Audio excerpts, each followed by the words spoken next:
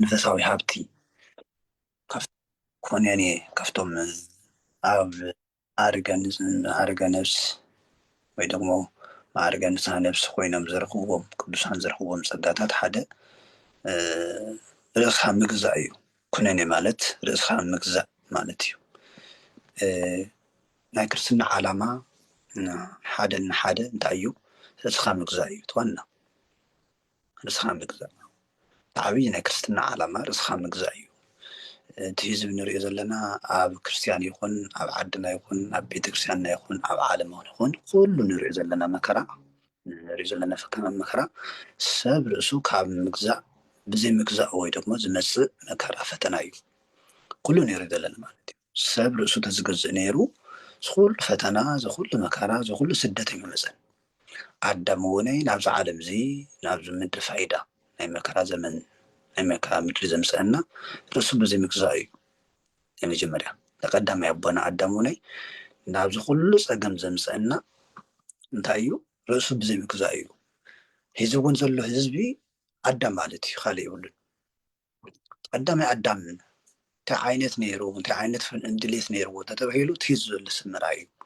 ትሂዙ ዘሎ ህዝቢ እውን ኣዳም እዩ። ትሂዙ ዘሎ ሰብ እውን ኣዳም እዩ። ኩልና ኣዳም ኢና እና ክርስትያን ክልተ ዓይነት ባህሪ ኣለዎ። ኣዳማዊ ባህሪን ክርስቶሳዊ ባህሪን። ስለዚ ኣዳማዊ ባህሪ ድሕረ ሸኒፉ ክርስቶሳዊ ባህሪና እናተሸነፈ ክርስትና እናተሸነፈ እናተሸርሸረ እናተዳኸመ ይኸይድ። ክርስቶሳዊ ባህሪ ወይ ደግሞ ብጥምቀት ብውሉድነት በትምህርቲ ብሃይማኖት ዝረኸብናዮ ክርስቶሳዊ ማንነት ክርስቶሳዊ ኣካልነት ክርስቶሳዊ ባህሪ ግን ድሕረ ሸኒፉ ኣዳማዊ ባህሪ እናተሸነፈ ኣዳማዊ ኣተሓሳስባ እናተሸነፈ ይኸይድ ማለት እዩ። ኣዳማዊ ባህሪ ንብሎም ኣብቶም ናብ ክርስቶስ ዘይመፁ ክርስትያን ዘይተባሃሉ እዩ ዘሎ። ሙሉእ ንሙሉእ ኣመነ ኣሎ። ናይ ኣዳም ቀዳማዊ ናይቲ ቀዳማዊ ዝወደቐ ናይ ኣዳም ባህሪ ኣበይ ኣሎ ተተባሂሉ ኣብቶም ዘይተጠመቁ ኣብቶም ብክርስቶስ ክርስትያን ዘይተባሃሉ ኣብቶም ደቂ እግዚኣብሔር ዘይበሃሉ ኣብቶም ንርስቲ መንግስቲ ሰማያት ዘይተዳለዉ ኣብኣቶም ሙሉእ ባህሪ ኣለዎ እሞ ንሕና እውነይ በቲ ተዋሃበና ጸጋና ብዘይ ምጽናዕና ክርስቶሳዊ ባህሪ ኣብ ውሽጥና ቦታ ብዘይ ምህላው ወይ ደግሞ ንሙሉእ ንኣና ክቋጻጸረና ብዘይ ምኽኣሉ ያው ንሪኦ ኣለና ማለት እዩ። ኣብ ዘመን ዘሎ ክርስትያን እውነይ ካብቶም ናይ ክርስቶስ ባህሪ ዘይብሎም ኣሕዛብ ዝተፈለየ ኮነ ተመሳሳሊ ኮይና ኣለና እሞ ኩነኔ ማለት ርእስኻ ምግዛእ ማለት እዩ። ካብቶም ናይ ቅዱሳን ሓደ ጸጋ ርእስኻ ምግዛእ እዩ። ርእሶም ይገዝኡ ነይሮም። ምክንያቱ ባህሪና ከቢድ እዩ፣ መልሓስና ከቢድ እዩ፣ ዓይንና ከቢድ እዩ፣ እዝንና ከቢድ እዩ፣ ሓሳብና ከቢድ እዩ። እዚ ብእግዚኣብሔር ሓይሊ ዘይተገዚኡ ድልየትና ናይ ወዲ ሰብ ባህሪ ከቢድ ስለ ዝኾነ መርዚ ከም ዝኾነ መፅሓፍ ቅዱስ ይነግረና እሞ መፅሓፍ ቅዱስ እንታይ ይብል? ዕጉስ ሰብ ካብ ሓያል ይበልፅ ካብቲ ንከተማ ዝገዝእ ከዓ መንፈሱ ዝገዝእ ሰብ ይበልፅ ይብለና መፅሓፈ ምሳሌ ምዕራፍ 16 ቁጥሪ 32 ማለት እዩ። ስለዚ ኮይንኩም መፅሓፈ ምሳሌ ምዕራፍ 16 ቁጥሪ 32 ዕጉስ ካብ ሓያል ይበልፅ ኣበላለፃ ሓያል ዝብል ኣሎ ብመሳርሒ ድዩ ብጉልበት ድዩ ብጥበብ ድዩ ሓያል በሃል ኣሎ ግን ካብቲ ሓያል ዝበሃል ዕጉስ ይበልፅ ሓደ ቀፂሉ እንታይ እዩ ካብቲ ንከተማ ዝገዝእ ከዓ መንፈሱ ዝገዝእ ይበልፅ ይብለና ዓብይ ማለት እዩ። ሰባት ርእሶም ከይገዝኡ ዓዲ ክገዝኡ ይኽእሉ እዮም። ዓዲ ክነመሓድር ክብሉ ይኽእሉ እዮም። ሰባት ንርእሶም ከይገዝኡ ቤተክርስትያን ክነመሓድርና ክብሉ ይኽእሉ እዮም። እሞ እንታይ ይብል ቅዱስ ጳውሎስ ንርእሱ ዘይገዝአ ቤተሰቡ ዘይመሓደረ ህዋሳቱ ዘይመሓደረ ካሊእ ከመሓድር እየ ንካሊእ ክምህር እየ ንካሊእ ኣብነት ኮን እየ ከምኡ ተሎ ከመይ ይኸውን? ንባዕሉ ዘይገዝአ ንባዕሉ ብሓቂ ዘይተመላለሰ ንባዕሉ ብሓቂ መንገዲ ኣርኣያ ክኸውን ተዘይኽኢሉ ከመይ ገይሩ ንካሊእ ህዝቢ ንሓቀኛ ሓጢኣተኛስ ንሓቀኛ ከመይ ገይሩ ክገዝኦ ይኽእል ከመይ ገይሩ ክምህሮ ይኽእል ማለት እዩ። ሓሳዊ ንሓቀኛ ሰብ ከመይ ገይሩ ክመክሮ ኣብ ፀልማት ዘሎ ንኣብ ብርሃን ዘሎ ከመይ ገይሩ ክመክሮ ኣብቱ ዘይኮነ መንገዲ ዘሎ ንቱ ኣብ ትክክለኛ መንገዲ ዘሎ ከመይ ገይሩ ክመክሮ ይኽእል እዚ እሞ ካብቶም ንክርስትና ንኣና ተዋሃበ ፀጋ ሓደ ርእስኻ ምግዛእ እዩ እሞ ቅዱሳን ዙ ርእስኻ ምግዛእ ብተግባር ይገልፅዎ ንኣቶም ተዋሃበን ንኣና ተዋሃበን ሓደ እዩ ግን ንሳቶም ብተግባር እንታይ እዩ ምሳሌ ክርስቶስ ብተግባር ኣርእዩና እንድዩ ናተፀረፈ ኣይፀርፈን ኣይመልሰን ክፀርፍዎ ከለዎ ኣይመለሰሎምን መፅሓፍ ቅዱስ ከመይ ዝብለና እንዘይፅዕልዎ ይፀዓሎሙ ናፀረፍዎ ስቂ ኢሉ መን ይኽእሎ እዚ ንሕና ንኽእሎ ዶ ኣብ ሰዓት እዚ ንኽእሎ ንኸውን እዚ ቅዱሳን ዝተኸተልዎ ናይ ክርስቶስ ባህሪ እዩ ናይ ክርስቶስ ተግባር እዩ ናይ ክርስቶስ ተግባር እዩ ምሳሌ 16 ቁፅሪ 32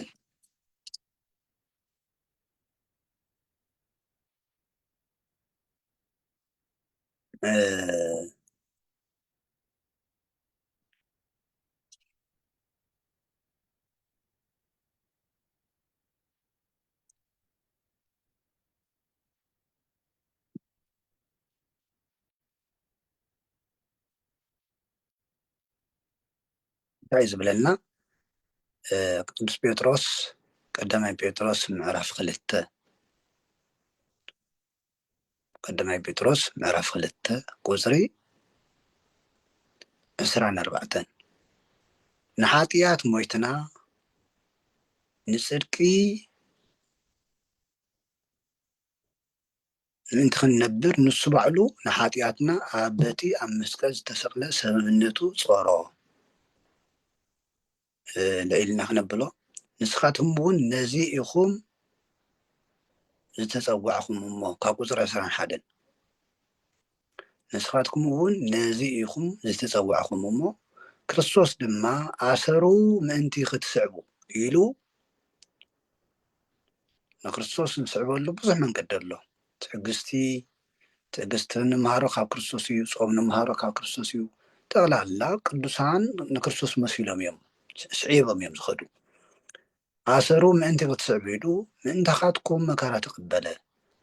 ኣርኣያ እውን ሓደገልኩም ንሱ ሓጢኣት ኣይገበረን ሓሰት እውን ኣብ ኣፉ ኣይተረኽበን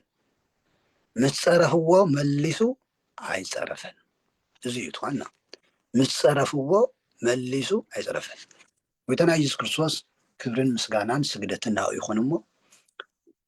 33 ዓመት እናተፀረፈ እዩ ነይሩ ወዲ ዮሴፍ ይብልዎ ዘይበልዎ የለን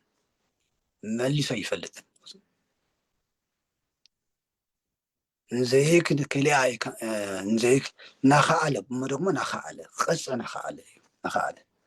እሞ ቅዱሳን እዚኦም ኩነኔ ማለት ሃብቶ ኩነኔ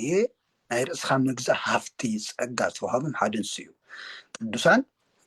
ርእሶም ይገዝኡ ነይሮም ቀፂሉ እውነይ ፈቃደ ስጋኦም ኣየሸንፎም ነበረ ንሱ እዩ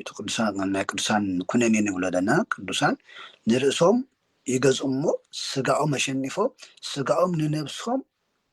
ክግዛእ ናይ ነብሶም ድሌት ከም ድላዮም ክገብሩ ንሕና ንፈለጥና ስጋ ኣብ ሂወትና ኣብ ነብስና ዓብይ ፅዕንቶ ኣለዎ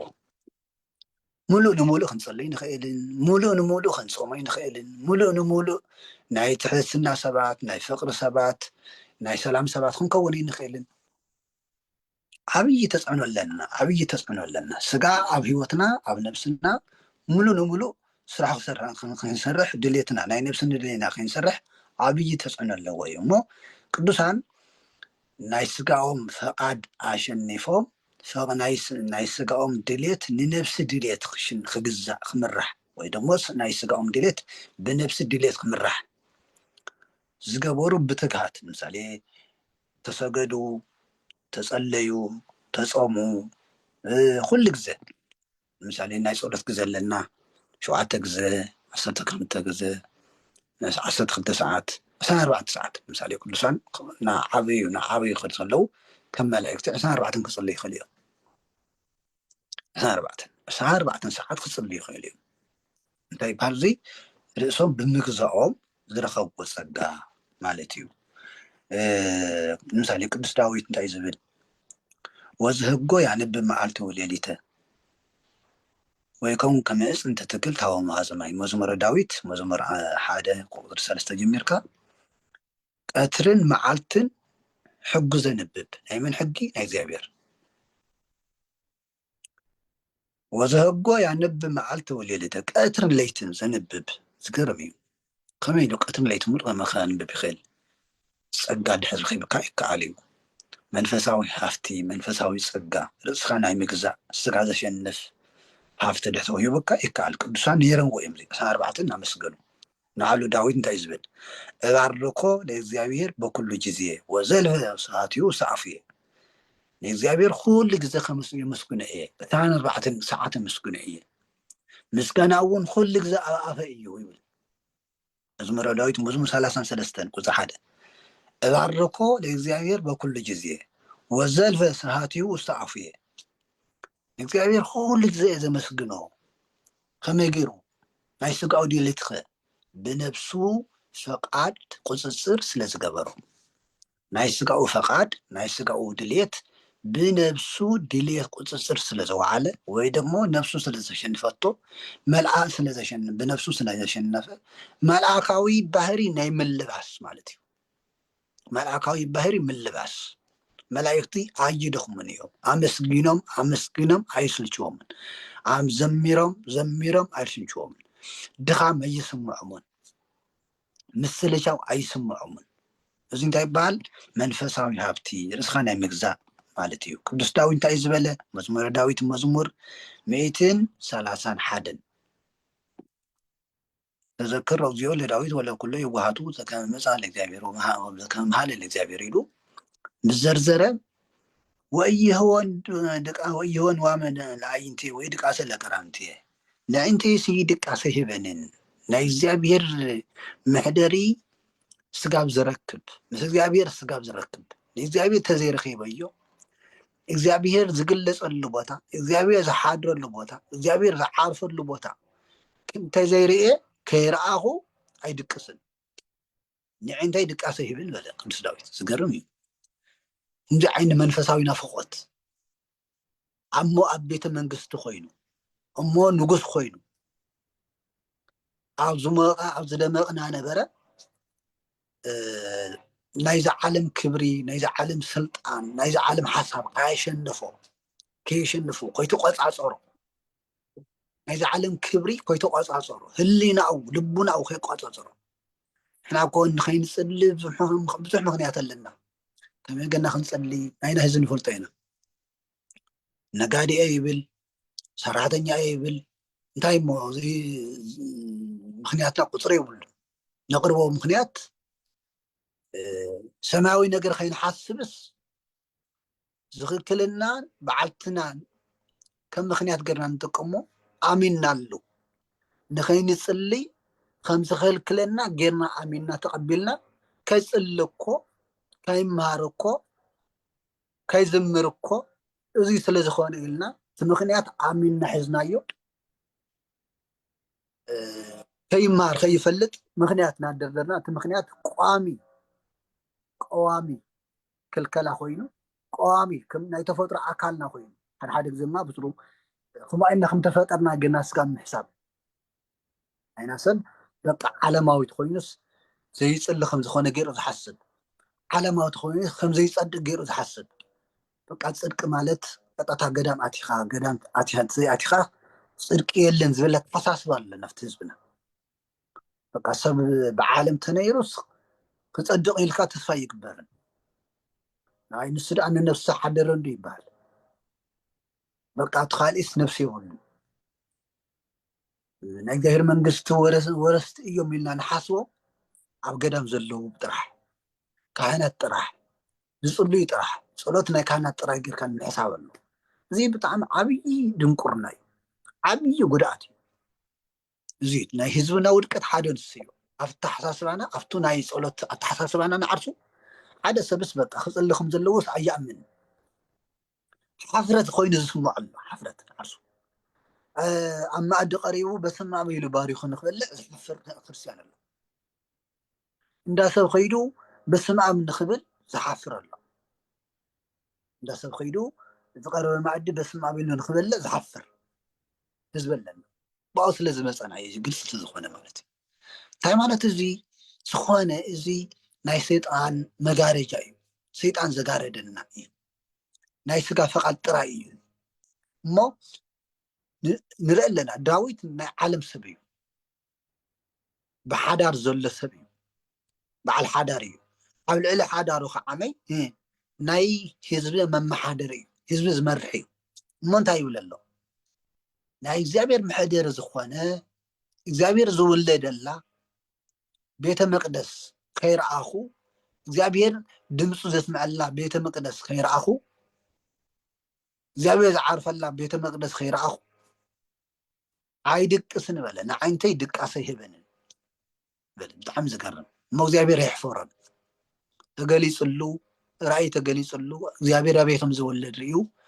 ናሁ ሰማዕናሁ በኤፍራታ ወረከብናሁ ሰኡመ ገዳም ንበውእ እንከሰ ውስጥ ኣብያተ ይሁድ እግዚአብሔር ወንሰግድ ወስቆማ ወስተመከን ሃወ ቆመ እግረ እግዚእነ እንሆ ኣብ ኤፍራታ ሰማዕናዮ ረኸብናዮ ድሕሪ ህዚ ናብ ገዛኡ ክንኣትእና ኣብቱ ንሱ ዝቆመሉ እውን ክንሰግድና ኢሉ መስኪሩ ጸሎቱ ተሰሚዑ ማለት እዩ መፅዋዕኡ እግዚአብሔር ተቀቢሉሉ ማለት እዩ እሞ ካብቶም ርእሶም ዝገዝኡ ነበሩ ሓደ ቅዱስ ዳዊት እዩ ንስኻ ናይ ምግዛእ ሃብቲ ካብ ተቀበለ ሓደ ቅዱስ ዳዊት እዩ ቅዱስ ዳዊት እዩ ቅዱስ ዳዊት ንሱ ሃብቲ ናይ ርስኻ ናይ ምግዛእ ሃብቲ ረኺቡ ድቃስ ተቃይሙ ናይ ዓለም ምቾት ተቃይሙ ኣብ ምቾት እናሃለወ ናይ ዓለም ክብሪ እናሃለዎ ናይ ዓለም ክብሪ ንዒቑ ንእግዚአብሔር ቀትርን ለይትን ዘገልገለ ቀትርን ለይትን ዘገልገለ እሞ እግዚአብሔር መስክርሉ ከም ልበይ ዝበለ ሰብ ረኸብኩ በለ እግዚአብሔር ከምስክረሉ ኮነ ረከብክዎ ለዳዊት ብእስየ ምእመነ ዘከመ ልብየ ከም ልበይ ዝኾነ ሓሳቢ ዝገልፀሉ እዚኢና መዝሙረ ዳዊት ብዝበለፀ ኣገልግሎት ንጥቀመሉ እግዚአብሔር ከም ልበይ ማለት እግዚአብሔር ዝሓሰቦ ዳዊት ተናጊርዎ ወይ ደግሞ እግዚአብሔር ዝሓሰቦ ዳዊት ፈሊጡ ማለት እዩ እግዚአብሔር ንዳዊት ሓሳቡ ገሊፅሉ ማለት እዩ ንሕና እኮ እግዚአብሔር እንታይ ከም ዝሓሰበልና ይንፈልጥ እግዚአብሔር ሂወት ንሓሰበልና ንሕና ሞት ንመርፅ ንኸውን እግዚአብሔር ክብሪ ንሓሰበልና ንሕና ሓሳር ውርደት ንሓስብ ንኸውን ዳዊት ግን እግዚአብሔር እንታይ ከም ዝሓስበሉ እንታይ ከም ዝሓስበ ፈሊጡ ተረዲኡ ተገሊፅሉ ንእግዚአብሔር እናገልገለ ይነብር ነበረ እሞ እቲ ሓደ ርእስኻ ናይ ምግዛእ ፀጋ ሓደ ንሱ እዩ ማለት እዩ ንሱ እዩ እንታይ እዩ ካብኡ ናይቱ ርእስኻ ምግዛእ ማለት እንታይ ማለት እዩ ተይልና ሰብ ብክልተ ዓይነት ክፍተን ይኽእል እዩ ደጋዊ ፈተና ኣሎ ውስጣዊ ፈተና ኣሎ ካብ ዓለም ዝመፅእ ፈተና ኣሎ ካብ በዓልትና ከዓ ስጋና እውን ፈታኒ እዩ ስና ክርስቶስ ከም ዝነበለና ፀሩ ለሰብ ሰብኣቤቱ ንሰብ ፀላኢቱ ቤተሰቡ እዮም ማቴዎስ ወንጌል ምዕራፍ 10:36 ንሰብ ፀላኢቱ ቤተሰቡ ክኾኑ እዮም እዚ ተቀዳማይ መጀመርያ ህዋሳትና እዮም ህዋሳትና ንባዕልትና ፀላእትና እዮም ወይ ደግሞ ፀላእ ክኾናና ይኽእሉ እዮም ምሳሌ ሓደ ሰብ ሰሪቕ ድዩ ቀቲሉ ድዩ ክእሰር ከሎ ባዕሉ ንባዕሉ እዩ ዝፀላእ ዘሎ ኣተሓሳስብኦ ንባዕሉ ከሲሱ ናብ ሓደጋ የብፅሐሉ ማለት እዩ ሓደጋ እሞ ካብ በዓልትና ዝመፅእ ፈተና ኣሎ ካብ ደገ ዝመፅእ ፈተና ኣሎ ካብ ቤተሰብ ዝመፅእ ፈተና ኣሎ ካብ በዓልትና ሰብ ንባዕሉ ተገዚኡ ቀፂሉ ካብ ደገ እውን ክፍተን ይኽእል እዩ ብደገ ሰብኣይ ብሰበይቱ ሰበይቲ ብሰብኣያ ወለዲ ብደቆም ኣሕዋት ከምኡ ከምቲ ዮሴፍ ብሓዋቱ ተፈተነ ያዕቆብ ብሓው ከም ተፈተነ ኣብየል ብሓው ብቃየል ከም ተፈተነ ትዕማር ብሓዋ ብኣምኖን ከም ተደፈረት ከም ተፈተነት ሶስና በቶም ናይ ቤተ ክርስቲያን ናይ ቤተ መቅደስ ኣገልገልቲ ካህናት ከም ተፈተነት በቃ ብዙሕ እዩ ኣብ መፅሓፍ ቅዱስ ዘለው ናይ መፅሓፍ ቅዱስ ሰባት ብቤተሰቦም ይፍተኑ ከም ዝነበሩ ደጋዊ ፈተና አለው። ደጋዊ ፈተና ብክልቲ መልክዕ ክንሪኦ ንልና ካብ ደጋዊ ፈተና ወይ ደግሞ ካብ ነፍስና ወፃኢ ዝመፅእ ፈተናን ካብ ውሽጥና ዝመፅእ ፈተናን ምሳሌ ለኩም ዝተባሃለ ካብ ደገ ፈተና ምሳሌ ናይ ዓዳም ፈተና ሔዋን እያ መጀመርያ ዓዳም ንርእሱ ገዚኡ ንስሓ ኣትዩ እናሃለወ ብሔዋን እዩ ተፈቲኑ ብሔዋን ተፈቲኑ ይነብር ነበረ ተፈቲኑ እዩ ነዚ ከዓ መፅሓፍ ቅዱስ ክንረጋገፅ ከለና ቅድም ዝተፈጠረ ዓዳም እዩ ድሓር ከዓ ሔዋን እያ እሞ ከምኡ ከዓ ሰበይቲ እያ ተታሊላ ትእዛዝ ዝጠሓሰት እምበር ዓዳም ኣይተታለለን ይብለና መታለሊ ከይድዎ ነይሩ ኣያታለሎን ማለት እዩ ብጣዕሚ ዝገርም ቀዳማይ ጢሞቴዎስ ምዕራፍ 2:14 ሰበይቲ እያ ተታሊላ ትእዛዝ ዝጠሓሰት እምበር ዓዳም ኣይተታለለን ዓዳም ተታላለ በመን እዩ ብሔዋን እዩ እምበር ዲያብሎስ ዓዳም ቀጥታ ኣያታለሎን እዩ ኣቦታት ክናገር ከለው ዓዳም ኩሉ ግዜ ጸሎት ኣቋሪጡ ይፈልጥ ንሰይጣን ግዜ ይሃበሉን ወይ ደግሞ ምስ ኣራዊት ምስቱ ተመል ዝናገገረሉ ግዜ ኣይነበሮን ስለዘይነበሮ ዲያብሎስ ብእባብ ድዩ ብካሊእ መልክዕ ከታልሎ ይኽኣለን ተዘራርቦ ከነጋግሮ ይኽኣለን ሔዋን ግን ናይ ጸሎት ክፍተት ነይርዋ ሰዓታ ግዜኣ ብጸሎት ኣይትጥቀምን ነይራ እና ኣብቲ ዘይትጽልየሉ ግዜ እዩ ሰይጣን ኣታሊልዋ ማለት እዩ ብዓዳም ምክንያት እዩ ብሔዋን ምክንያት እዩ ዓዳም ተፈተነ ማለት እዩ ብካሊእ እውን ኢዮብ እውን ብሰበይቱ ተፈቲኑ ኢዮብ ስጋ መወዳእታ መፅሓፍ ቅዱስ ከም ዝለና ኢዮብ ብእግዚአብሔር ኣብ ልዕሊ እግዚኣብሔር ኣይበደለን እዩ መፅሓፍ ቅዱስ ኣይበደለን ኩሉ ፈተና በፅሒዎ ሰበይቱ ፈቲናቶ ዕርክቱ ቤተሰቡ ጎራውቱ ይፈትንዎ ነበሩ ፈተና እንታይ እዩ ኣብ ልዕሊ እግዚኣብሔር ክዕምፅ ኣብ ልዕሊ እግዚኣብሔር ዝኾነ ቃል ክዛረብ ስም እግዚኣብሔር ክራገም ይኹትኩትዎ ነበሩ ምስ እግዚኣብሔር ከባእስዎ ዘይገበርዎ ፃዕሪ የለን ተንፈተውቱ ዝነበሩ መፅሓፍ ቅዱስ ይብል ኢዮብ ኣብ ልዕሊ እግዚኣብሔር ኣይዓመፀን ይብለና ኣይበደለን ይብለና ካብ ዕለታት ሓደ መዓልቲ በዓልቲ ገዝኦ እንታይ ዝበለቶ እስከ ማእዝየኑ እስከ መዓዝኻ እግዚኣብሔር መስግን እናበልካ ክትነብር ባረኮ ለእግዚአብሔር ወሞት እግዚአብሔር ገሞሞ ሞት መለቶ ንስኻ ኣብተን ዓያሹ ሓንቲ ኢኺ ከምቱ በረከት ዝሃበና ተቀበልናዮ ፈተና ክበና ከሎ እውን ክንቅበለና ንበረከት እዩ እዩ ከሸኒፍዎ ክርስቲያን ወብዛሓት ዘለና ክርስቲያን እውን ክንፍተን ንኽእልና ፈተናታት ኣለዉ ኣብዚ ግዜ ብዙሕ መልክዕ ፈተና ኣሎ ፈተና ግን ንበረከት ክገብረልና ክንፀንዕ ኣለና ንበረከት ክገብረልና ክንፀንዕ ኣለና ሓሳባትና ምእንታን ስብስብ ክብለልና እዚ ብደጋዊ ፈተና ብዙ ብተፈላለየ መልክዕ ተምሂርኩም ትኾኑ ኢኹም ትኹነኔ ዝብል እሶም ምግዛእ ካብ ደገ ምምፃእ ካብ ውሽጦም ይምፃእ ቅዱሳን ግን ኣሸኒፎም ንእግዚአብሔር እናመስገኑ ዝነበሩ እዮም እሞ ካብ ደገ ዝመፀ ፈተና ኣሎ ኣብዚ ዘለኹም ሕዚ ኩልኩም ተፈተንቶም ትኾኑ ብዝበለፀ ርእስና ብፀሎት ክነረጋግእ ተዘይኽእልና ኣብ ሰዓት እዚ ከዓ ናይ ዓድና ዘሎ ኩነታት ናይ ኢትዮጵያ ዘሎ ኩነታት ናይ ዓለም ዘሎ ኩነታት ከቢድ እዩ ስለዚ ክርስቲያን ግን ክረጋጋ እዩ ዝግብኦ ብፀሎት ክረጋጋ ኣለዎ ኣብ ውሽጢ ኣብ ዝኾነ ይኹን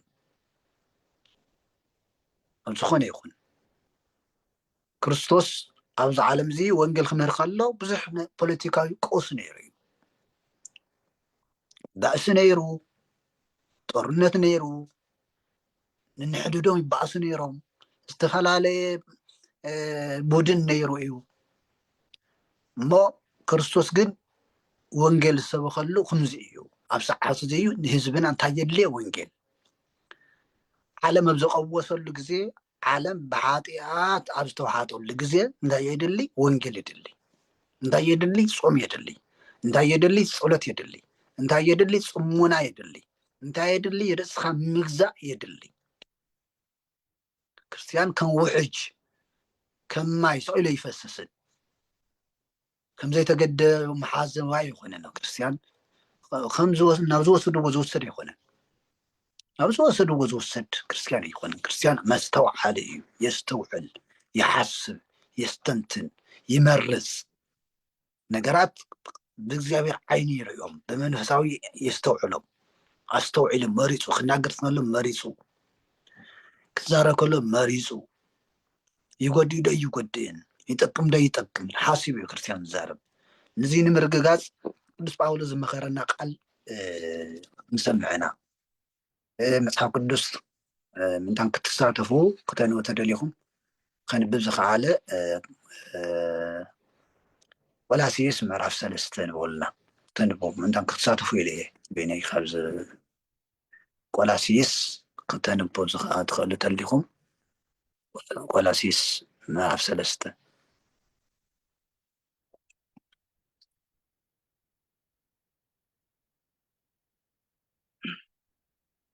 ከንብብ ዝኸዓለ ተሊ ወይ ኣነ ከንብልኩም እየ ኣብ ዘይትኽእል ዘንብብ ስበሎ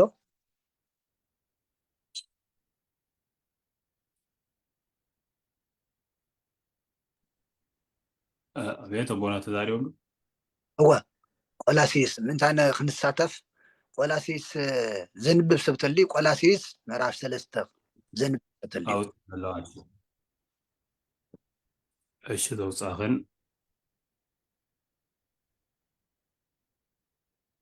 ምዕራፍ 3 ናብራ أرجو ينقصلي ናብራ ቅድስና እሺ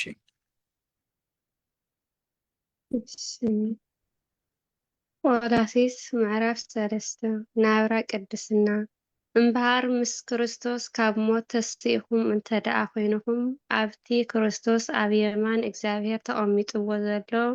ነቲ ኣብ ላዕሊ ዘሎ ድለዩ ኣእምሮኹም ናብቲ ኣብ ምድሪ ዘሎ ዘይኮነስ ናብቲ ኣብ ሰማይ ዘሎ ይቕልብ ንስኻትኩም ሞይትኩም ኢኹም እሞ ሂወትኩም እውን ምስ ክርስቶስ ኣብ እግዚአብሔር ተሰዊሩ ኣሎሞ እቲ ሂወትና ዝኾነ ክርስቶስ እንትግለጽ ንስኻትኩም እውን ምስኡ ብክብሪ ክትግለጹ ኢኹም ስለዚ ኣባኻትኩም ንዘሎ ምድራዊ ድሌትኩም ቆተሉ እዚ ከዓ ዝሙት ርክሰት ፍትወት ስጋ ክፉእ ትምኒት እቲ ኣምልኾ ጣዖት ዝኾነ ስስዐ እዩ ብስንኪ እዚ ነገራት እዚ ቁጣዕ እግዚአብሔር ኣብ ልዕሊ እቶም ዘይእዘዙ ውልድ ክወርድ እዩ ንስኻትኩም እውን ቀደም ነዚ ነገራት እዚ እናገበርኩም ትነብሩ ነይርኩም ሕዚ ግና ንስኻትኩም ቁጣዓ ንደት ክፍኣት ካብ ኣፍኩም ፀርፊ ዘጸይፍ ዘረባን ነዚኣቶም ኩሎምን ካባኻትኩም ኣርሕቑ ከምኡ እውን ነቲ ኣረጊት ሰብነት ምስ ኩሉ ግብሩ ቀንጢጥኩም ነቲ ንፈጣሪኡ ምእንቲ ክመስል ብፍልጠት ዝሕደስ ዘሎ ሓድሽ ሰብነት ስለ ዝለበስኩም ንስንሳትኩም ኣይትተሓሳሰቡ ክርስቶስ ኩሉን ኣብ ኩሉን እዩ እምበር ኣብኡስ ግሪካውን ኣይሁዳውን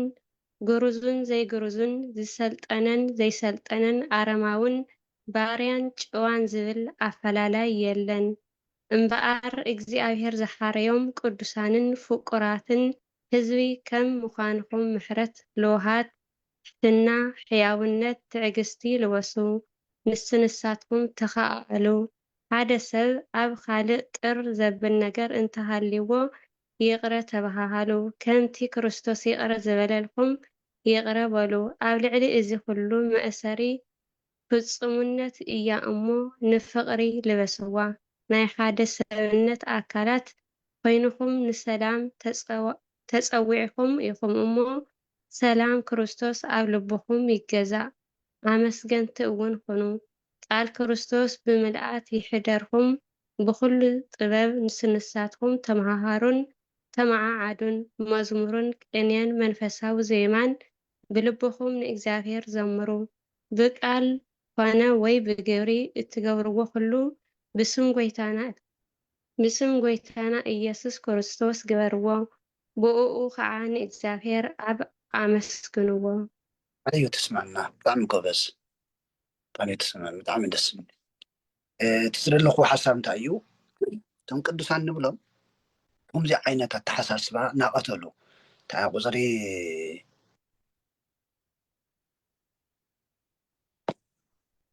5 ዘላ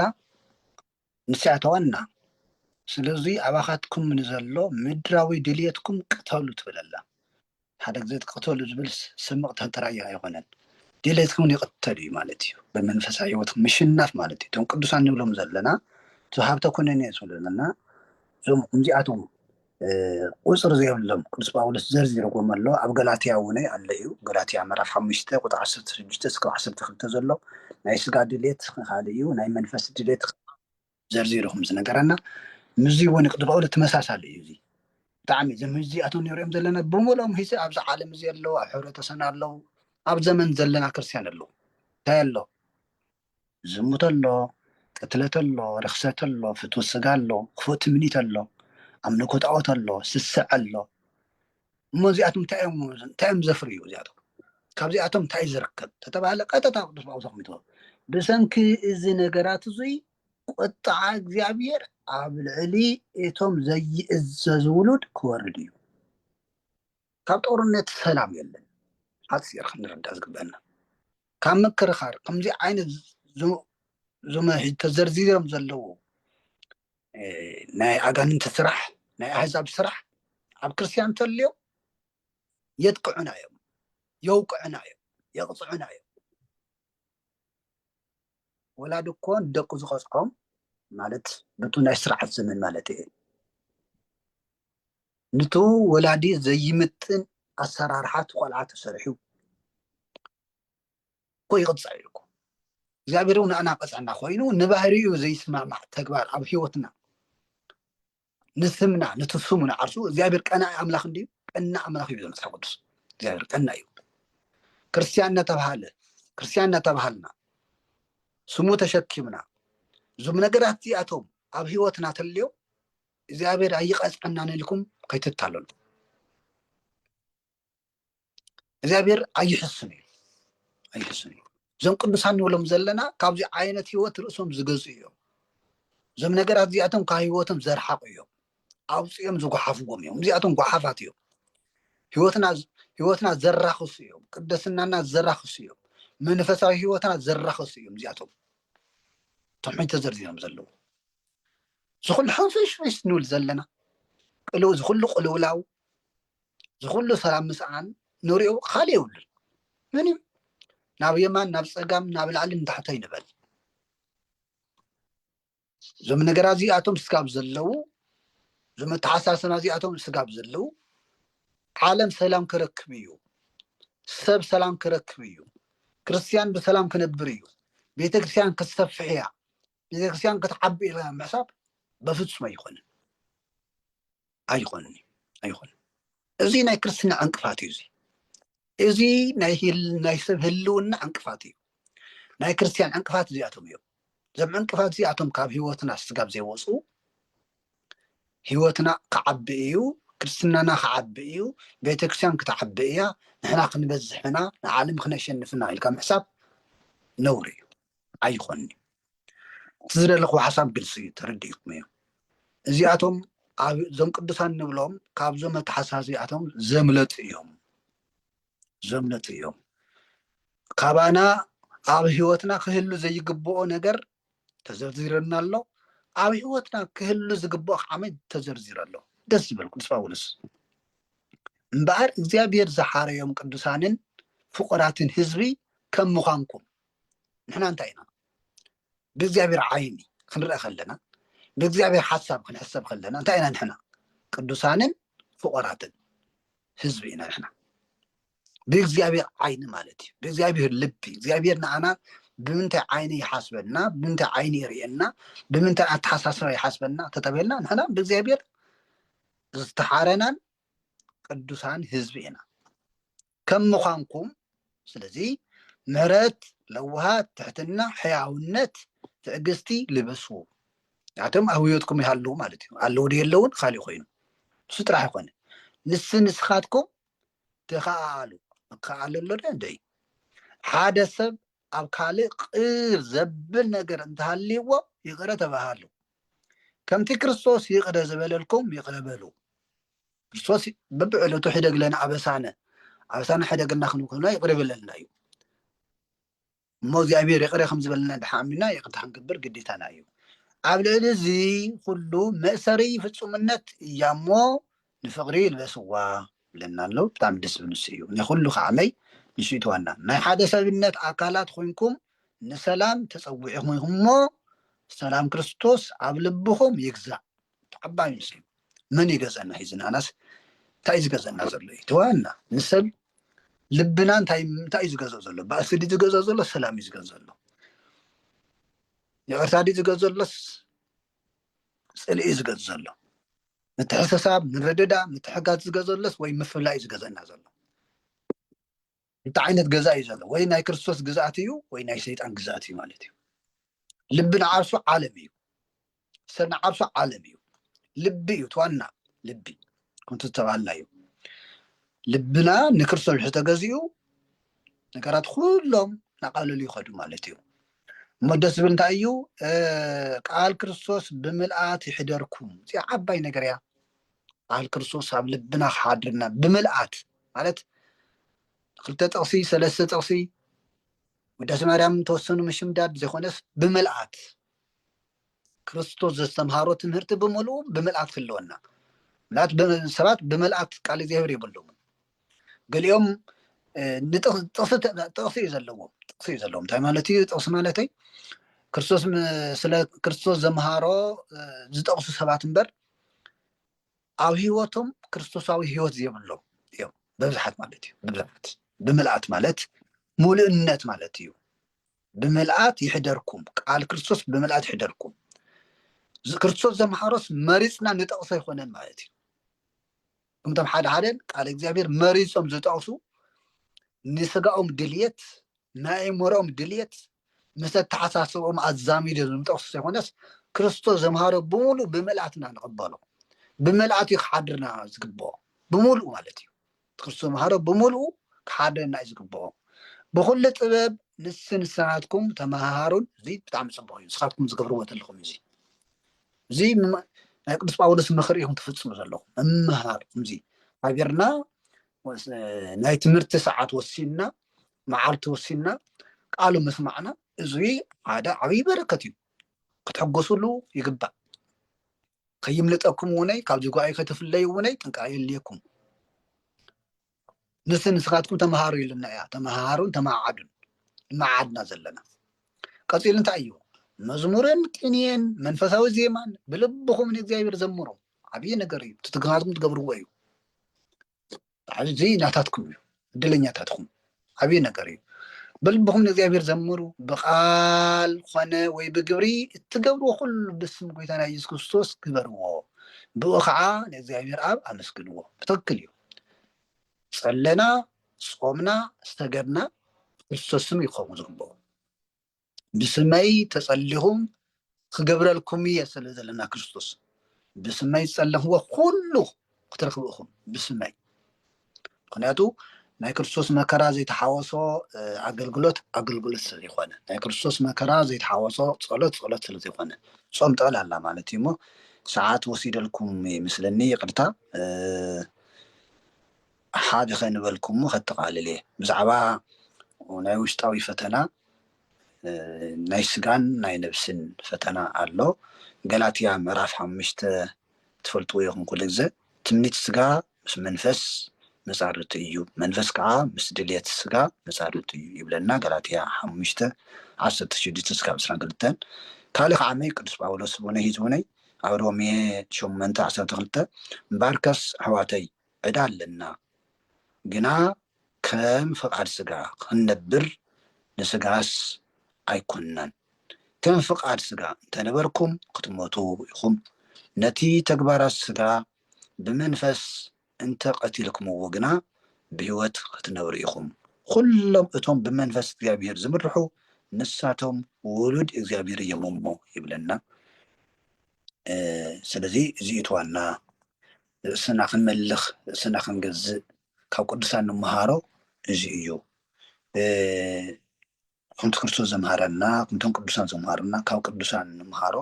ወቅቲ እውን እዩ ናይ ጾም ግዜ እዩ ርእስና ንገዝአሉ እዩ ርእስና ብጾም ርእስና ብዓርሞሞ ሰይጣን ብብዙሕ መልክ ክፍትነና ይኽእል እዩ ግን ጽሙና የድልየና ትዕግስቲ የድልየና ቃል እግዚአብሔር የድልየና ክርስቶስ ከምቲ ዘምሃረና ማርያም ሃርያት መካልተ ዘይናየ ዘየሃይድዋ ቅዱስ አባ ሕርያቆስ ናትሪእን ከአርሞ ትዕግስተ ከመ ማርያም ስመ ወደሳ እግዚእነን ዘይብል ከም ማርያም እህተ አልዓዛር ትዕግስትን አርምሞን ንጥሪ አርምሞ ትዕግስቲ ናይ ልቢ እዩ አርምሞ ናይ አፍ እዩ ማርያም ሓፍታ ማርታ ክትሓምያ ከላ ክትኸሳ ከላ መልሲ ሃበትን እዚ ሓደ ዕብየት እዩ ናይ ክርስትና እናክንምሃር ከለና ዝኾነ ሰብ ክፍትነና ይኽእል እዩ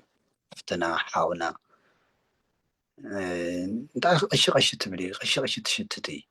ባሕታዊት ዝሳለቁ ሰባት ክህሉ ይኽእል እዮም ኣብ ዓለም ዘለው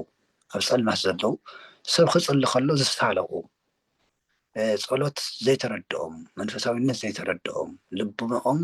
ተሸፈነ ልብኦም ተዓጽወ ሰባት ክጽልዩ ከለኹም ክጽልያ ከለኽን መጽሓፍ ክተነባ ከለኽን በቃ ምጽላይ ማለት መነኩሴ ምዃን ገይሮም ዝሓስቡ ቀሺ ምዃን ገይሮም ዝሓስቡ ሰባት ክህሉ ይኽእል እዮም እሞ ነዚ እንታይ ይመልሱ ትዕግስቲ ይመልሱ ዝምታ ይመልሱ አርምሞ ይመልሱ ማርያም ገለ በለትን እያ ሉቃስ ወንጌል ምዕራፍ 10:42 ከም ተቐመጠ ሉቃስ 10 ማርያም ሱቅ ንሳይ መለሰትን ጌታ ግን መሊሱላ ጎይታ መሊሱላ ንሕና ወነይ ጎይታ ይመልሰልና ኢና ንብል ማርያም ሃርያት መክፈልተ ሰናይ ዘየሃይድዋ ማርያም እኮ ዘመረጠቶ ማንም ዘይወስዳ አጋንንት ዘይወስድዋ ብውዳሴ ከምቲ ድዩ ብኻሊእ ድዩ ዘይውሰዳ ናይ ዘለዓለም ህይወት እያ መሪፃ ብለና ኢልዋ ንሕናትኩም ኣብ ዘለኹም ውነይ ቃሉ ትሰምዑ ዘለኹም ኩሉ ግዜ ኣብ ጸሎት ኣብ ኣገልግሎት ኣብ ጉባኤ ተሳተፉ ዘለዓለማዊ ቃል ኢኹም መሪፅኩም ዘይውሰድ ቃል ሰማያዊ ሃፍቲ ሰማያዊ በረከት ሰማያዊ ጸጋ እዩ እና እግዚአብሔር ብዙ ድልየትኩም ንእግዚአብሔር ግዜ ሂብኩም ኣብ ጸሎት ኣብ ጉባኤ ክትረከቡ ከለኹም ንስኻትኩም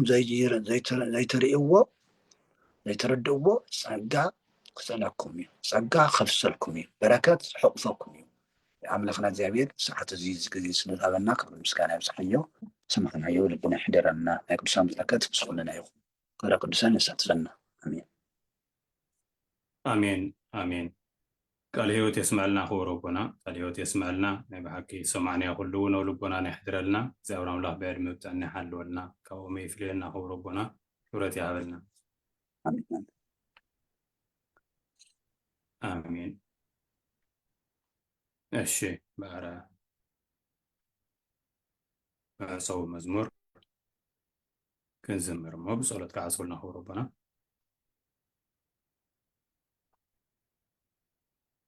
ሕቶ ለዲ ካብ ዘቦና ዘምህርና ሕቶ እንተሃልዩ ንእሽተይ ክንርኢ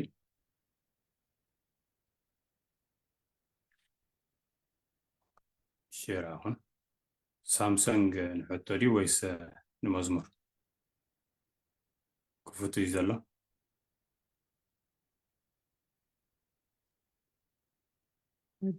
ይቅርታ ቃልዮ ተስምዐና أفتح الزول قصص بيت كرسان نيركا ولا بيت كرسان تأكيو يعني نخن بساتن ويكا بزح جابتهم نحن كون بالمبر ولا بيت كرسان ونسان ويكا تمونس شيطان مسانا يزلو خاصة حتى ناكو جدا شيطان صحتنا بحيل فتاري نمبر شيطانكم كلنا يزلو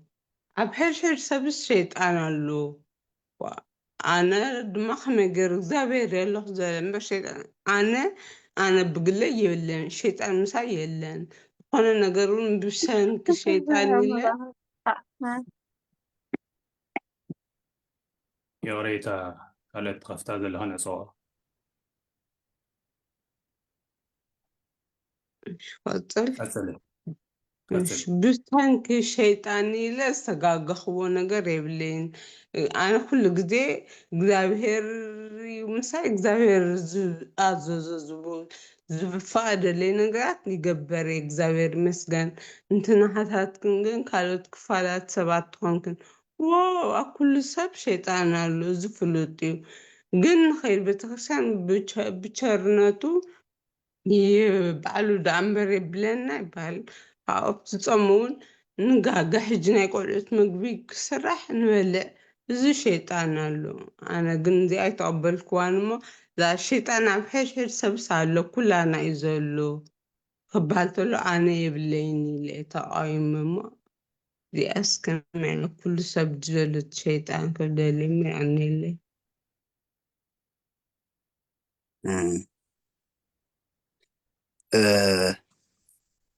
እንታይ ሕጂ ሰይጣን ከም እግዚኣብሔር ኣብ ኩሉ ዓለም ዝመልአ ይኮነ እዩ መልኣኽ እዩ ኣብ ኩሉ ዓለም ናይ ምብፃሕ ዓቕሚ ግን ኣለዎ ዓለም ኣብዚ ዓለም እዚ ማለት እዩ ናብ ኩሉ ናይ ምብፃሕ መፅሓፈ እዮም ምዕራፍ 1 ስለ ዘሎ ምዕራፍ 2 ምዕራፍ 1 ስለ ዘሎ ዓለም ቀልጢፉ ናይ ምብዛር ዓቕሚ ኣለዎ ያው መልኣኽ ስለ ዝኾነ ማለት እዩ ከም ኣብ ሕድሕዱ ሰብ ግን ሰይጣን ኣብቶም ኣሕዛብ ሕጂ ክንፈሊ ኣለና ክርስቲያን ማለት ምስ እግዚኣብሔር ሕብረት ዘለዎ ፀጋ እግዚኣብሔር ዘይተፈለዮ መንፈስ እግዚኣብሔር ዘይተፈለዮ ማለት እዩ ሕጂ ምሳና ዘሎ ክርስቶስ እዩ ንሕና ብስላሴ ስምና ተጠሚቕና ማህደረ ስሉስ ቅዱስና ንሕና መቅደስና መፅሓፍ ቅዱስ ቤተ መቅደስ እሞ ይብለና ናይ ቤተ መቅደስ ናይ ክርስቶስ ሕጂ እንታይ እዩ ዋናው ሰብ ባዕሉ እዩ ክብል ኣነ መን እየ ክብል ኣለዎ ኣነ መን እየ ናይ ምን ቤተ መቅደስ እየ ሰብ ምሕደር እዩ ናይ ምን ምሕደር እዩ ክፈሊ ኣለዎ ኣጋንንቲ ኣብዚ ዓለም ዘለዉ ኣጋንንቲ ኣብ ሰባት ክሓድሩ ከም ዝኽእሉ መፅሓፍ ቅዱስ ይነግረና እዩ ኣጋንንቲ ኣውፅኣ ክርስቶስ ኣጋንንቲ ውፅኢኹ ከሎ ካብ ሰባት ይውፅእዎም ስለዚ ኣጋንንቲ ኣብ ሰባት ክሓድሩ ይኽእሉ እዮም ኣጋንንቲ ተሓዲሮዎ ሰብ ከዓመይ ሰብ ናይ ባዕሉ ድሌት ኣይገብርን ሰይጣን ዝደልዮ እዩ ክገብር ዝኽእል ምክንያቱ ክልተ እኒሄ ክርስቶስ ተሓዲሩና ክርስቶስ ከምቲ ሕጂ ዘንብብናዮ እቶም ደቂ እግዚኣብሔር ዝኾኑ ብእግዚኣብሔር መንፈስ እዮም ዝምርሑ ዝብለና ሕጂ ክርስቲያን ማለት ብክርስቶስ ዝምራሕ መንፈስ ክርስቶስ ዘለዎ ናይ ክርስቶስ ቤተ መቅደስ ቃል እግዚኣብሔር ዝምራሕ ማለት እዩ እሞ ክልተ ሓሳብና ክንህብ ኣብቶም ክርስቲያን ዘይኮኑ ሰይጣን ንሙሉእ ኣሎ እዩ ምንም ችግር የብሉም ድላ እዩ ምክንያቱም ከይተጠመቁ ብክርስቶስ ከይኣመኑ ደቂ እግዚኣብሔር ክኾኑ ማህደረ እግዚኣብሔር ክኾኑ መቅደስ እግዚኣብሔር ክኾኑ ስለዘይኽእሉ እዩ ሓደ ብእግዚኣብሔር ስም ዘይኣመነ ግን ተፈሪድዎ ኣሎ እዩ መፅሓፍ ቅዱስ ሒዙ ተፈሪድዎ ኣሎ እቶም ዘይኣምኑ ተፈረዶም እዮም ማለት እስረኛታት እዮም ብሓጢኣት ተኣሰሩ እዮም ብፍርዲ ተኣሰሩ እዮም ብዓለም ሓሳብ ተኣሰሩ እዮም ስለዚ ሕዚ ሓሳብና ምንታይ እዩ ኣብ ክርስቲያን ግን ሰይጣን ኣሎ የለን እሱ ባዕሉ እቲ ሰብ ይፈልጦ ሰብ ልቡ ንመን እዩ ዝምራሕ እዩ ብመን እዩ ዝምራሕ ሓቂ ማለት እዩ ለምሳሌ ሓደ ሰብ ተሰሪቑ ሓደ ሰብ ተቐቲልዎ ብምንታይ እዩ ዝምራሕ ተባሃለ ብሰይጣን እዩ ዝምራሕ ምን ሕቶ የብሉን እዩ ግን ክርስቲያን ክድንግፅ የብሉን ንሕና ስልጣን ኣለና ንሰይጣን ክነሸንፎ ናይ ዓለም ሓሳብ ክነሸንፍ ሓይሊ ተሂቡና እዩ ስልጣን ተሂቡና እዩ ስመ እግዚኣብሔር ንዓና ጉልበት እዩ ስመ እግዚኣብሔር ናይ ስላሴ ስም ናይ ቅዱሳን በረከት ንዓና ሓይሊ እዩ ናይ ቅዱሳን መላእክት ረድኤት ንዓና ሓይሊ እዩ ጉልበት እዩ ናይ ክርስቶስ መስቀል ንዓና ሓይሊ እዩ ጉልበት እዩ ፅንዓት እዩ ስለዚ ክርስቲያን ኩሉ ኣለደ የለን ክበሃል ተሎ ናይቲ ሰብ መንነት እዩ ዝገልፆ እግዚኣብሔር ሓይሊ ከም ዝሃቦ መሳርሒ እዩ እግዚኣብሔር ሰይጣን ክነባርረሉ ንኽእል መሳርሒ ይውና እዩ እቲ መሳርሒ እንተተጠቂምናሉ ያው ሰይጣን ምሳና የለን መሳርሒና ድሕር ደርቢና ጥራሕ ኢድና እንተኮይንና ግን ሰይጣን ኣይቀረበን ኢልና ክንሓስብ ይንኽእል ሰይጣን ክመርሐና ይኽእል ኢልና ክንሓስብ ይንኽእል ስለዚ ክርስቲያን መሳርሒ ተሂቡና እዩ ካብ ኣጋንንቲ ንከላኸለሉ ኣጋንንቲ ነርሕቐሉ ካብ ኣጋንንቲ ንርሕቐሉ ኣጋንንቲ ነባርረሉ ሓይሊ መሳርሒ ተውሂቡና ኣሎ ካብኡ ኣብቲ ኣጠቃቅማ እዩ ይጥቀም ዶ ይጥቀም ተፈላላይ ማለት እዩ ተተረዲእና በዚ መልክዕ እዚ ኣክለና ይኾን እዩ እግዚአብሔር ምስ ኩልና ይኹን ፅቡቅ ሓሳብ እዩ እሺ ቃል ህይወት የስማልና ኸብረቦና ቃል ህይወት የስማልና ክብረት ያህልና እግዚአብሔር አምላክ በዕድ መብዛን ይሃለወልና እሺ ርዱ እዩ እስኪ ቃሊእ ሕቶ ዝብል ይረአ ኣለኹ እስኪ ሕቶ ሳምሰንግ ሕፅር ኣቢልካ ሕቶ ከቕርቢ እሺ ሕፅር ዝበለት እያ የኽብረለይ ወይ ኣብ ማሕበራዊ ሕብረተሰብና እዚ እግዚኣብሔር ኣይፈቀዶን ዝበሃል ሓንቲ ቋንቋ ኣላ ንኣብነት ሓደ ሰብ እንድሕር ናብ ሓደ ቦታ ክኸይድ ኮይኑ ዝኾነ ነገር እንድሕር ተሪፉ ዋ እግዚኣብሔር ኣይፈቀዶን እዩ ይብለካ ዳርጋ መብዛሕትኡ ሰብ ዋላ ሓሚሙ ፀበል ክሕፀብ ክኸይድ ይሓስብ እሞ ብዝኾነ ወላ ናይ ገንዘብ ሕፅረት ብዝኾነ ይተርፍ እሞ ኣይ እግዚኣብሔር ኣይፈቀዶን እዩ ይብል ዋላ ሰንበት ንቤተክርስትያን ከይኸይድ ድቅስ ውዒሉ ኣይ ሎማዓንቲ ይከድኩን እግዚኣብሔር ኣይፈቀደን እዩ ይብል ሕጂ ኣነ እዚኣስ ኩሉ ግዜስ ዋ እንታይ እዩ እዛ ከምዚኣ ቃልስ ሓቂ ድያ ኢለስ ኩሉ ግዜ ይሓስብ እሞ ኣቦና ኸ እዚኣ ከመይ እያ ክብል እየ ደልየ የኽብረለይ ወይ ብጣዕሚ ፅቡቅ ሓሳብ እዩ እቲ ሕብረተሰብና ያው ኩሉ ምክንያት ይጥቀመሉ መቸም ንሰብ ንምጥባር ድኽመትና ንምጥባር ዘይንጥቀሞ ነገር የለን ተተፋቲሑ እውነይ ተፋቲሖም ኣይ እግዚኣብሔር ይፈቀዶን ይብሉ እግዚኣብሔርማ ከሳሲ እዩ እኮ ኣይትግበር ዝበለና ቃል ፈፂምናስ ድሓር እግዚኣብሔር ይፈቀዶ እንተልና ንእግዚኣብሔር ንኸሶ ኣለና ማለት እዩ እሞ እግዚኣብሔር ይተሓታቲ ማለት እዩ ኣብ ቤተክርስትያን ብዘይ ምክያድና ሓጢኣት ሰሪሕና ተሓታቲ እግዚኣብሔር ዝኸውን ዘሎ ማለት እዩ ንሕና ሕዚ ኩሉ ንገብሮ ዘለና እታ ናይ ኣዳም ምክንያት እያ ኣዳም ክሕተት ከሎ ንምንታይ ደበለዕካ ተባሃለስ ሄዋን ያብልዐኒ ሄዋን ያብልዐኒ የበለን ተዛሃብካኒ ሰበይቲ እዩ ዝበለ ተዛሃብካኒ ማለት ንስኻ ኢኻ ተጠያቂ ማለት እዩ ነቲ ሕብረተሰብና ድኽመቱ ከይግለፆ ከይፍለጠሉ ዓፋርነት ኣሎ ሕብረት ኣሎ ውርደት ከይስምዖ እንታይ ይጥቀም ካሊእ ጉልባብ ማለት እዩ ናይ ሃይማኖት ጉልባብ ይጥቀም ናይ ሃይማኖት ጉልባብ ስለዚ ፅቡቅ ነገር ዝኮን እግዚኣብሔር ግበሩ ዝበለና ነገር ፈቃድ እግዚኣብሔር የድልዮን ፈቂዱ እንድዩ ፀልዩ ንምፅላይ ፈቃድ እግዚአብሔር አይደለም ንምፃም ፈቃድ እግዚአብሔር አይደለም ናብ ቤተክርስትያን ንምኻድ ፈቃድ እግዚአብሔር አይደለም ፈቃድ እግዚአብሔር ዘልዮ እንታይ እዩ ካሊእ ዘይተዋሃበና ፈቃድ እግዚአብሔር ዘልዮ ንምሳሌ ዘይተመርዐው ሰባት ሓደ ንክገብሮም ክልቲኦም ክፅልዩ ኣለዎም ሓደ ፈቃድ እግዚአብሔር ኣብ መንጎኦም ክኣቱ ክፅልዩ ኣለዎም ካሊእ እውነይ ትምህርቲ ድዩ ስራሕ ድዩ ክረኽቡ እውነይ ክሕግዞም ፈቃድ እግዚአብሔር ክኸውን ንስውነ ሓደ ንሕና እዚ ንኽእሉ ፈቃድ እግዚአብሔር ንብሎ ካብ ዓቕምና ንላዕሊ ዝኾነ እግዚአብሔር ዘይፈቀዶ እዩ ክፈቅደና ዝኽእል እግዚአብሔር ዘይፈቀደና ኣሎ ተፈቀደ ግን ተፈቂዱ እዩ ሰብ ሓዳር ከይፋትሑ እግዚአብሔር ፈቂዱ እዩ ኣዚዙ እዩ ብሰበ ክርስቲያን ብፀሎት ተወሲኑ ክነብር ተፈቂዱ እዩ ንስሓ ከኣቱ ተፈቂዱ እዩ ናይ ክርስቲያን ክግዝግዙ ተፈቂዱ እዩ ዝኾነ ይኹን ንሕና ንምክንያት ንጥቀመሎም ነገራት ኣብ ዝተፈቀደ እግዚአብሔር ፈቃዱ እንደገና ይኽእል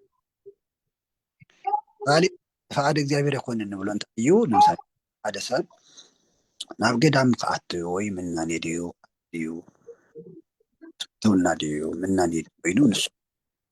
ንዝተኸኣሎ ስለ ዝብል ንዝተኸኣሎ እዩ ዝብል ንጉስና ብድንግልና ምንባር ብሕቱና ምንባር ብምናን ህይወት ንምንባር ንኩሉ ስለዘይኮነ ንዝተኸኣሎ ስለ ዝብል ፈቃድ እግዚአብሔር ሓቲትካ እግዚአብሔር ምስ መለሰልካ ኣይ እግዚአብሔር ፈቀደለይን ትብል ማለት እዩ እግዚአብሔር ፈቀዶን ናብ ዝብል ናብ እግዚአብሔር ፈቃድ ንመለስ ካሊእ ግን ተፈቀደ ነገር እንደገና ፈቃድ እግዚአብሔር ኣይንሓተሉን ኢና ኣይንሓተሎም ክመት ኣለኹ እንታይ እዩ